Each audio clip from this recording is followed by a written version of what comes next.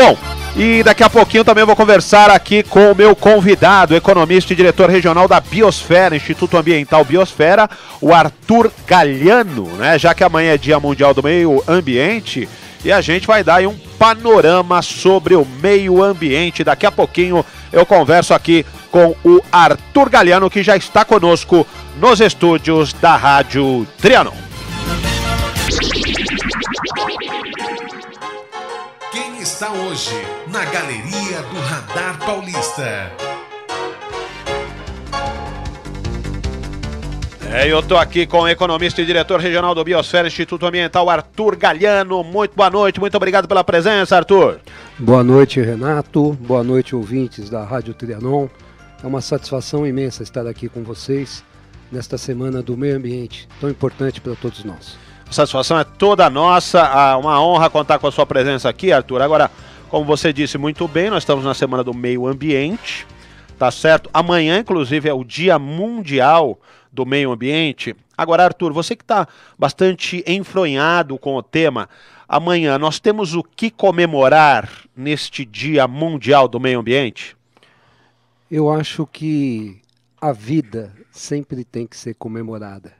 E cabe a nós, como filhos de Deus, trabalharmos por uma vida melhor. Então, como ambientalistas, como economistas e outros profissionais, devem ter essa consciência e valorizar esse presente que Deus nos deu, que é a vida. E amanhã é um dia, então, de promoção da vida.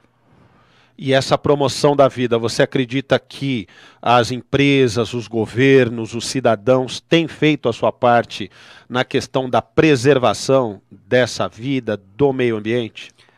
Olha, Renato, eu entendo que de um tempo para cá, principalmente depois da Rio+20, agora que tivemos há 2 anos lá no Rio de Janeiro, em 2012, essa discussão, essa consciência vem tomando um maior corpo.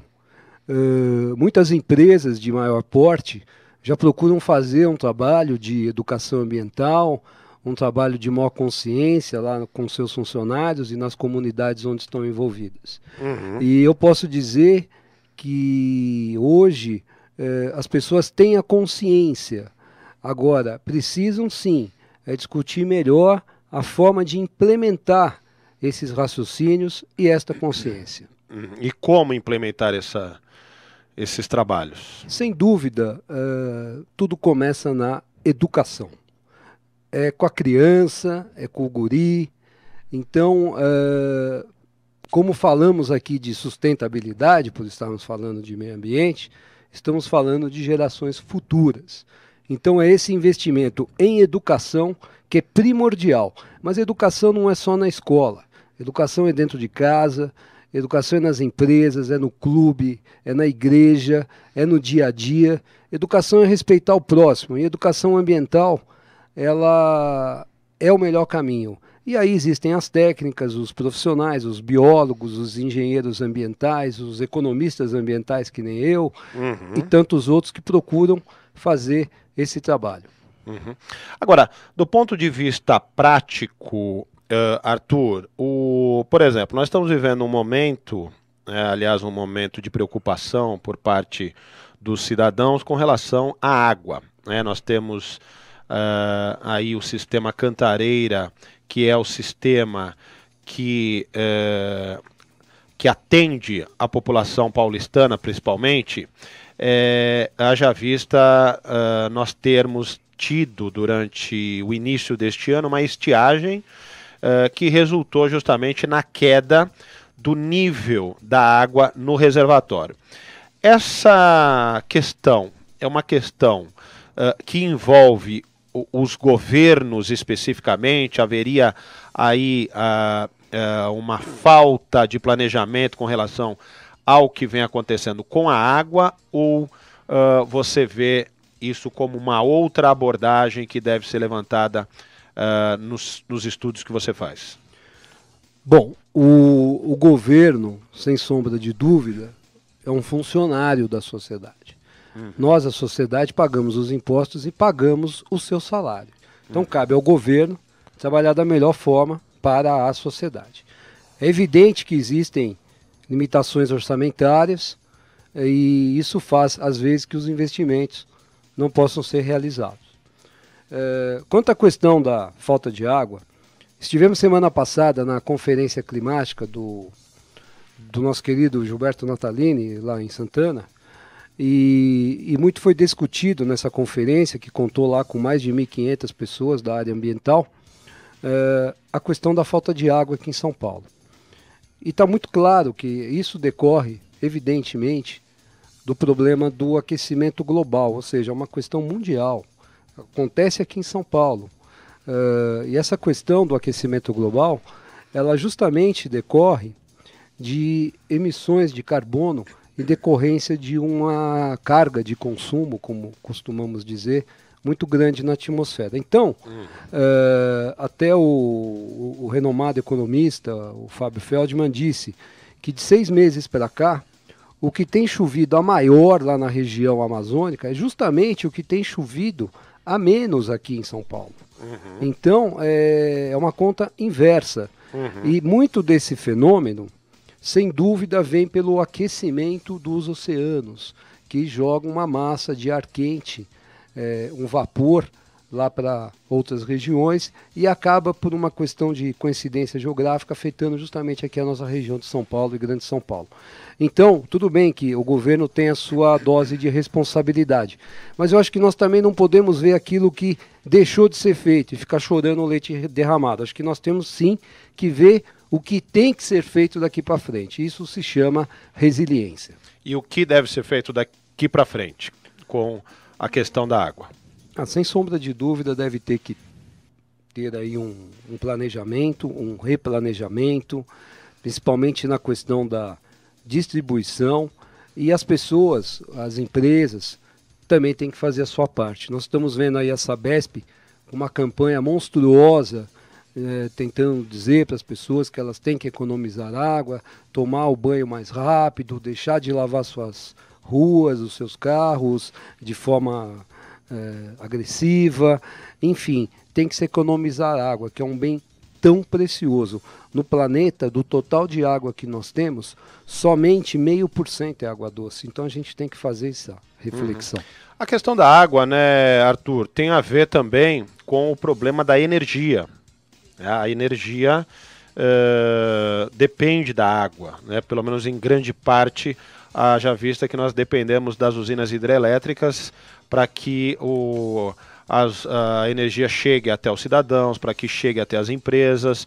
Como é que a gente faz quando, por exemplo, estamos tendo essa escassez de água e, inclusive, esses dias eu vi algum anúncio da presidente Dilma dizendo, ou do ministro de Minas e Energia, dizendo que a conta de luz poderá, inclusive, ficar mais cara a partir do momento que se tem uma redução do fornecimento, da demanda, da possibilidade de alcançar a demanda que o país precisa. Como fazer como se ter esse equilíbrio, na verdade, entre a água e a energia, né? Nós temos outras fontes de energia, por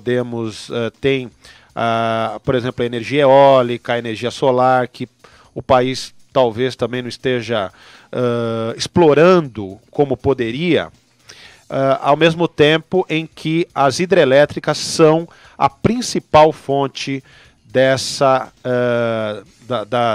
da luz que nós usamos em casa e de toda a energia no país. O Brasil é o país com o maior potencial hídrico do planeta, ok? Então é por isso que a grande fonte de energia nossa são as usinas hidrelétricas. Tá? Em outros países, principalmente na Europa, na Rússia, no norte da Europa, eles usam a queima de carvão, de gás. Tanto é que agora vocês podem ver essa discussão grande da Rússia lá na Ucrânia. A briga é por causa do gás, porque o gás é a fonte de energia importantíssima para aquela região da Europa. Certo. E os russos agora me parece que vão exportar esse gás para a China. Tá. Mas continuando na resposta da sua pergunta, quanto às energias renováveis, as energias que a gente chama de energias alternativas, energia eólica. No Nordeste, hoje nós temos um grande campo lá de usinas de produção de energia elétrica por fonte eólica. Só que é um investimento muito caro, muito custoso. Já a energia solar, que é a energia captada pelo raio do sol, por células fotovoltaicas, no Brasil é um investimento que ainda também está muito caro por causa de impostos, por causa de questões de fábricas locais. Então essa tecnologia ainda é importada da Coreia, da China. Uhum. Tá? Então é muito caro. A Alemanha, por exemplo, só para fazer um paralelo, na crise europeia de 2008, 2009, o próprio governo alemão estimulou as pessoas a venderem energia. Então, o vizinho podia colocar uma célula fotovoltaica no telhado do outro vizinho e vender essa energia. Aqui no Brasil, por força de legislação e por algum outro motivo, isso não pode ser feito. O que pode sim, quando você produz essa energia, você lança na rede elétrica e essa conta ela é compensada. Tá? Mas você não pode fazer disso uma fonte de recurso. Quando eu falo você, são as empresas, aqueles que estão investindo nisso. Porque a energia tem que ser um bem público, tem que ser fornecida pelo governo, é isso que você está querendo dizer? Qual o motivo da pessoa não poder transformar isso em recurso? Aí é o motivo de legislação no Brasil, que é diferente da Alemanha. Aqui, pela norma da ANEEL, as empresas e as pessoas podem pegar energia e lançar na rede pública. Aí a concessionária que vende, que como o próprio nome diz, ela é uma concessionária daquele serviço público. Senão, não teria justificativa ela ser concessionária. Lá na Alemanha é uma outra realidade. Então, é por força de legislação. Tá? O potencial de insolação, o potencial solar do país, só para vocês terem uma ideia, caros ouvintes, caro Renato, a pior cidade com insolação aqui do país, que é considerada a região de Florianópolis, em Santa Catarina, ela é melhor em grau de insolação do que a melhor cidade da Europa. Então, o país, sem dúvida, tem um potencial para isso. Só que isso ainda levará alguns anos, porque demanda aí um investimento público e um melhor planejamento, incentivo do governo também. Entendi. Arthur, você, até para dar um panorama aqui para os nossos ouvintes, você atua nessa área há quanto tempo? Olha, eu me formei economista pela PUC em 93, implantei o grupo de estudos do meio ambiente do PNBE, que era o Pensamento Nacional das Bases Empresariais na época. Então comecei muito jovem, estudante. O Biosfera é um instituto do qual eu sou diretor aqui em São Paulo. O Biosfera tem a sede no Rio de Janeiro. O Biosfera tem 25 anos, promove cursos, seminários, eventos internacionais na área. E o Dorival Bruni, que é o seu presidente, me convidou para ser o representante aqui em São Paulo. E com esse trabalho de consultor, de palestrante, como economista ambiental mesmo, faz aí uns 4, 5 anos. Então eu venho realizando algumas palestras aí a pedido e a convite. E as empresas, de acordo com esse seu trabalho, você consegue visualizar que as empresas estão mais focadas hoje, inclusive no que diz respeito ao cumprimento à legislação, no que diz respeito aos projetos de responsabilidade socioambiental, às parcerias com a sociedade nesse sentido? Eu não tenho dúvida. Hoje, sem sombra de dúvida, as entidades, as empresas, elas estão com essa preocupação. Hoje se fala muito na tal da logística reversa. As grandes empresas...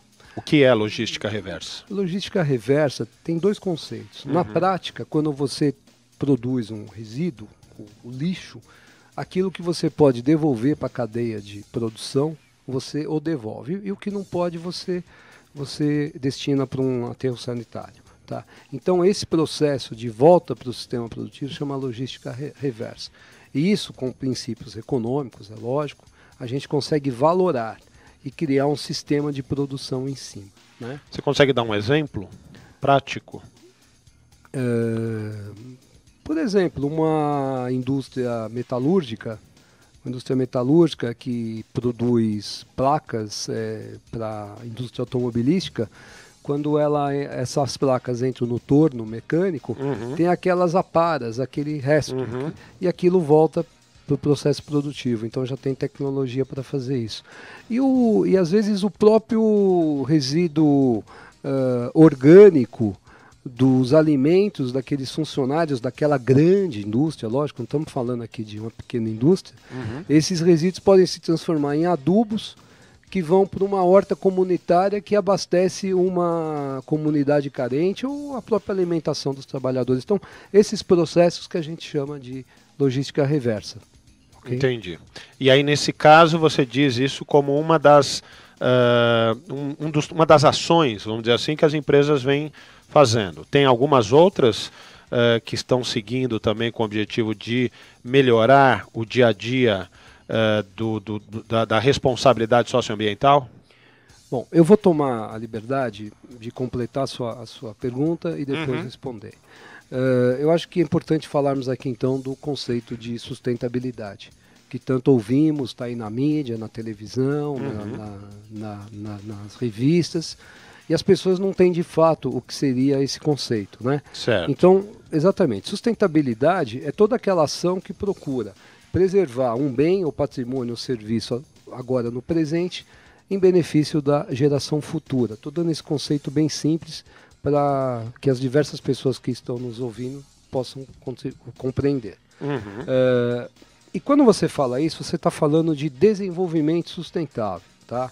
Que é justamente quando uma ação de uma empresa ela tem o princípio do valor social, tá? Da preservação daquela comunidade ou do trabalhador, a segurança do trabalhador, a questão econômica para os recursos não ficarem escassos, os preços serem justos, serem condizentes com o mercado, e a questão ambiental, de preservação, que são os recursos energéticos, como você mesmo disse, a água, o solo, os minérios, os fornecedores, enfim. Então, quando esse processo, de alguma forma, ele atinge esses 3 níveis e se intercala, você pode dizer que você tem o tal desenvolvimento sustentável daquela produção. E é justamente isso que nós aqui, como economistas e outros tantos profissionais, tentamos hoje implementar nas empresas. E estamos, graças a Deus, tendo sim uma boa aceitação. É uma questão nova ainda, as legislações são novas. Hoje nós temos aí a Política Nacional do Resíduo Sólido, que foi uma lei de 2010 e que ainda está em implementação. Mas a lei é de 2010 e você acha que ainda está em implementação? As empresas já não deveriam já estar preparadas para essa lei, já que os resíduos sólidos, no caso, teriam que ter uma destinação muito específica? Veja bem, a lei, essa lei de 2010, que é a Lei Nacional dos Resíduos Sólidos, ela depende não só da atuação das empresas, dos governos, ela depende da atuação em conjunta desses entes. Tá? Então, é um trabalho em conjunto. A meta da Política Nacional de Resíduos Sólidos é de fechar os lixões até 2014. Tá? E você acha que essa meta será atingida? Então, parece que a meta não está sendo atingida e estão prorrogando para 2015, pelo que eu tenho ouvido falar aí dos bastidores, né? E a partir de 2014, ou seja, agora final de 2014, tudo seria destinado, os rejeitos orgânicos, para os aterros sanitários. Então, essa é uma política, tá, que procura integrar o poder público, o setor empresarial e também a sociedade. E é aí que eu falo da questão do comportamento, tá? Porque nós não podemos colocar as coisas na mão do governo. Nós temos que mexer nos nossos comportamentos também. Sem dúvida. Agora, as empresas, que são justamente os organismos que talvez tenham as condições no sentido de tratar esses resíduos sólidos, e já que virou lei e elas são obrigadas, a partir de uma legislação específica, a destinar corretamente esses resíduos, não seria o caso de os governos começarem a fiscalizar, porque, pelo menos pelo que eu saiba, você que está mais envolvido aí, Arthur Galhano, que é diretor da Biosfera, no sentido de fiscalizar e talvez punir as empresas que não estão cumprindo, porque, afinal de contas, não adianta você só responsabilizar o cidadão, estou dizendo de uma forma geral, os governos sempre, a primeira coisa que aparece, parece que no sentido de punir o cidadão, né? Vamos multa aqui, multa ali, o cidadão fica no meio do cenário, enquanto as grandes empresas muitas vezes não, claro que deve ter empresas que cumprem, porém parece que tem muita empresa, e eu já andei também questionando alguns representantes aí de comunidades e tal, que as empresas parecem que estão muito aí com essa lei não, né? Digo no sentido prático. O que você diz a esse respeito? Bom, essa parte de fiscalização ambiental, eu conheço um pouquinho o trabalho que a CETESB, que é o órgão responsável aqui no estado de São Paulo, realiza. Eu posso dizer para você que dentro da lei, dentro do escopo daquilo que a CETESB se propõe, ela cumpre. O problema, talvez, é a grandiosidade do espaço, né? O imenso número de empresas. Então, é daí que parte, às vezes, a própria consciência do empresário e dos trabalhadores.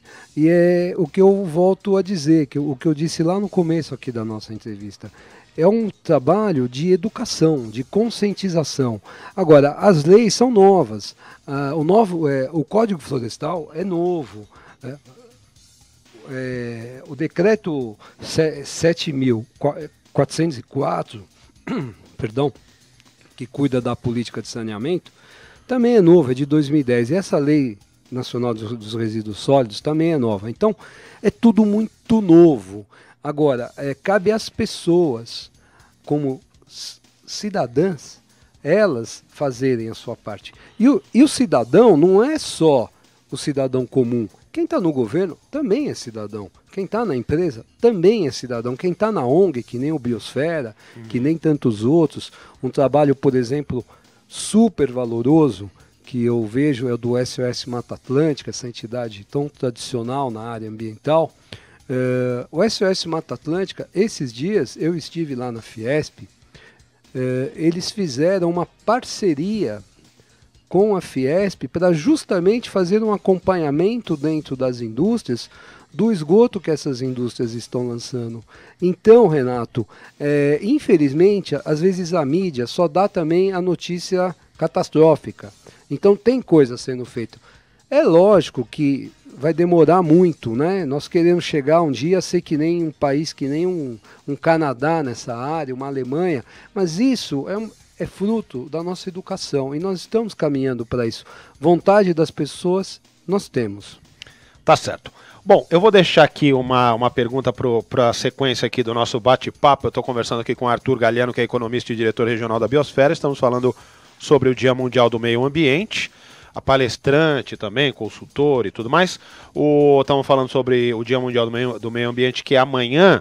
E eu gostaria que depois você, Arthur, me comentar sobre o legado da Copa. Por exemplo, como é que o país vai conviver também com a questão ambiental, com a sujeira que também vai vir, porque até agora eu não ouvi ninguém falar sobre isso. Até agora eu não vi matéria, porque assim, o número de turistas, tá certo, vai ser amplificado ao extremo nesse período da Copa do Mundo, né? E como é que fica a questão do lixo?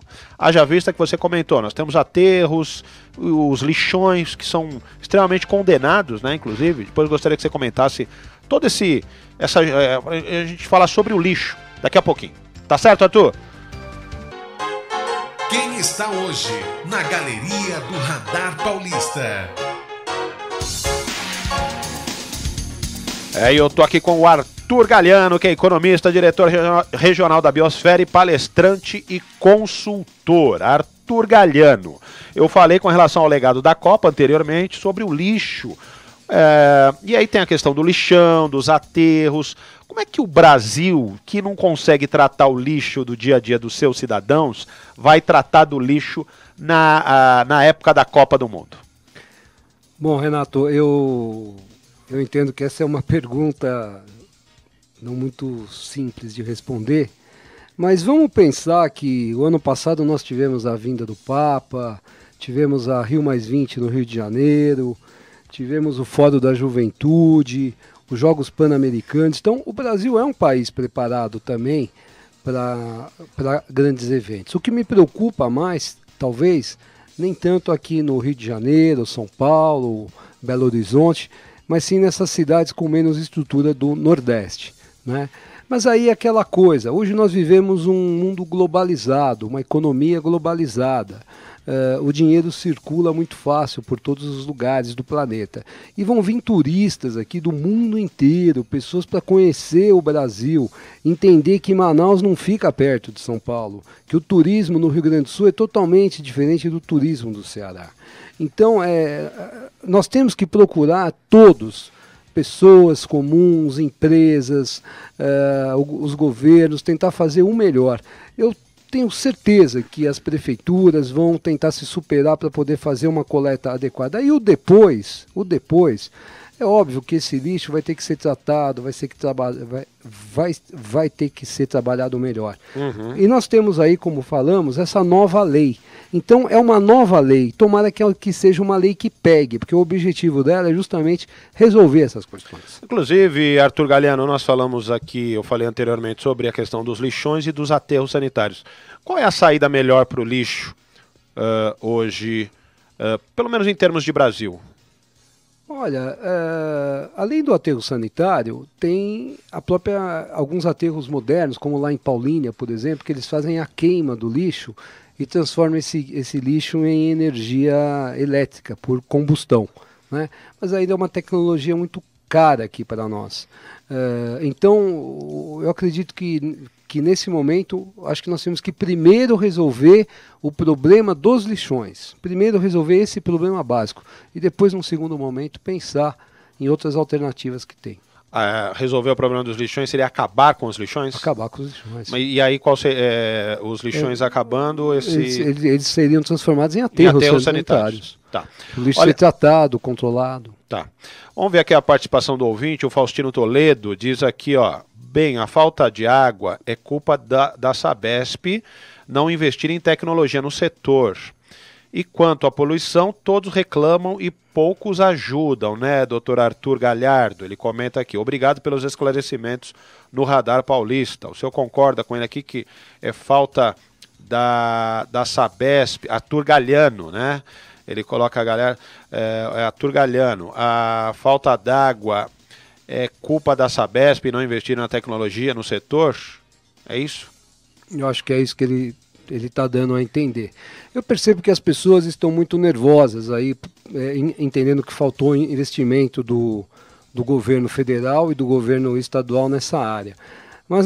Mas, pessoal, aí nós temos que pensar também, eu não estou aqui defendendo o partido A ou B, governador, presidente da República, hipótese alguma, eu não sou político, eu sou economista. Mas a realidade hoje é que nós vivemos uma crise, a maior crise do planeta hoje, a maior crise da humanidade se chama aquecimento global. E isso que causa o período de escassez de água.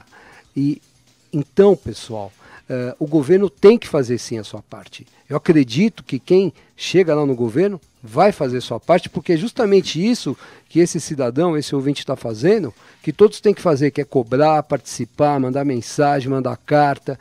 É por aí. Parabéns.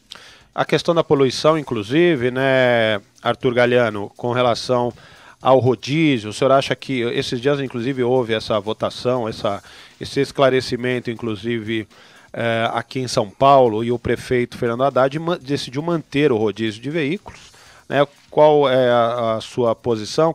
Porque, na verdade, nós não estamos falando simplesmente do trânsito em si, mas também da redução da poluição. Eu vou aproveitar o gancho dessa pergunta para falar um pouco de mobilidade urbana, tá ok? Bom, quanto à lei que foi aprovada pelos vereadores na Câmara Municipal, eu vi depois que o próprio vereador que aprovou a lei, ele pediu desculpas, que foi um descaso lá deles, e eles conseguiram aprovar. E o vereador e o prefeito vetou a lei depois. Mas não vamos discutir essa questão política. Uhum. Então, o rodízio está valendo. Tá? Uhum. Quanto à necessidade do rodízio, é muito óbvio, é porque o número de veículos a cada dia na cidade de São Paulo é muito grande. Então o rodízio foi uma forma que os governos viram para tentar diminuir o trânsito e melhorar o fluxo. Só que com esse consumo de veículos que nós temos hoje, as pessoas comprando carro financiado, juros muito baratos, o número é cada vez maior.